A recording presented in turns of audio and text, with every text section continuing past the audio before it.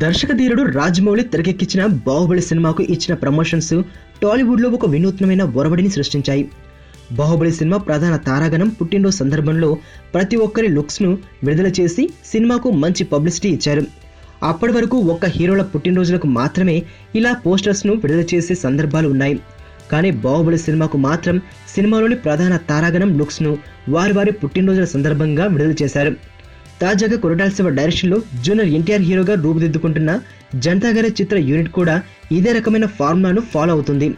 చిత్ర కథానాయకుడు జూనియర్ ఎన్టీఆర్ పుట్టినరోజు సందర్భంగా 2 పోస్టర్స్ను విడుదల చేసి అభిమానులను ఉత్తేజపరిచిన జనతా గ్యారేజ్ సినిమా యూనిట్ తాజాగా శనివారం నాడు మలయాళ హీరో మోహన్ లాల్ పుట్టినరోజును పురస్కరించుకుని మరో పోస్టర్ను విడుదల చేశారు.